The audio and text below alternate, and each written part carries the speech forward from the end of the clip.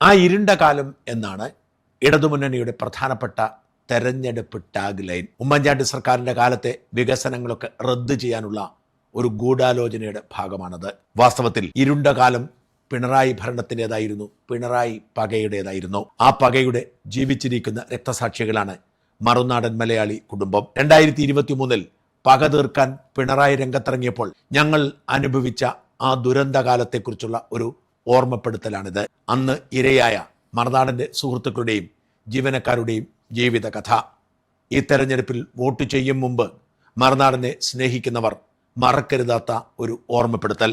2014-16 കാലഘട്ടത്തിൽ മിന്നൽ പിണറായി എന്ന അപരനാമം സ്വീകരിച്ചുകൊണ്ട് പിണറായി കേരളം പിടിക്കാൻ തുനിഞ്ഞിറങ്ങിയപ്പോൾ ഒപ്പമുണ്ടായിരുന്നു ഞങ്ങളും. കേരളത്തിൽ അഴിമതിയില്ലാത്ത ഇച്ഛാശക്തിയുള്ള ഒരു ഭരണം വരും എന്ന തെറ്റിദ്ധാരണയിലായിരുന്നു ആ പിന്തുണ. എന്നാൽ ഒന്നാം പിണറായി സർക്കാർ സത്യപ്രതിജ്ഞയ്ക്ക് വേണ്ടി കോടികൾ മുടക്കിയപ്പോൾ തന്നെ നിരാശയുടെ ദിനങ്ങൾ ആരംഭിച്ചു. TP ചന്ദ്രശേഖരനെ 51 വെട്ടിക്കൊന്ന കൊടിസുനിമാർക്ക് ജയിലിൽ സുഖജീവിതം അനുഭവിച്ചതിന്റെ തെളിവുകൾ ഞങ്ങൾ പുറത്തുവിട്ടപ്പോൾ ഞങ്ങളെ അവർ ശത്രുക്കളായി പ്രഖ്യാപിച്ചു. അന്നു മുതൽ തുടങ്ങിയതാണ് മറുനാടനോടുള്ള പിണറായിയുടെയും CPM-ന്റെയും പക. 2023 മെയ് മാസത്തിൽ ഒരു കോടീശ്വരനെ മുൻപിൽ നിർത്തിക്കൊണ്ടായിരുന്നു ആദ്യത്തെ നിഴൽ യുദ്ധം. ആ യുദ്ധത്തിൽ വിജയിക്കും എന്ന ആത്മവിശ്വാസത്തിൽ പിണറായിസ്റ്റുകൾക്ക് വേണ്ടി മാമാപ്പണി ചെയ്യുന്ന ഒരു പ്രവാസി എയർപോർട്ടിൽ വെച്ച് മർദ്ദിച്ചു എന്ന കള്ളക്കഥയുണ്ടാക്കി. തുടർന്ന് പോസ്റ്റർ ബോയിയുടെ ചുമതല ഏറ്റെടുത്ത് PV അൻവർ എന്ന കളങ്കിതനായ രാഷ്ട്രീയക്കാരൻ രംഗത്ത് വരുന്നു.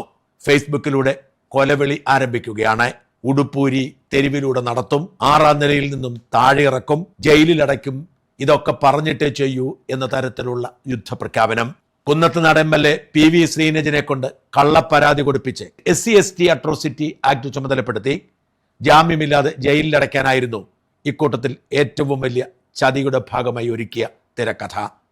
സുപ്രീം കോടതി വരെ പോയി അതിൽ വിജയം നേടിയപ്പോൾ അനേകം കള്ളക്കേസുകൾ ഒന്നിനുമേൽ ഒന്നായി എടുക്കുന്നു. അനേകം തവണ പിണറായി പോലീസിന്റെ പകയ്ക്ക് ഒഴിഞ്ഞു മാറാൻ വേണ്ടി മാറി നിൽക്കലുകൾ. ഓഫീസിൽ കയറി ഇറങ്ങി സകല കമ്പ്യൂട്ടറുകളും മൗസ് പാഡുകളും വരെ തട്ടിക്കൊണ്ടുപോവൽ.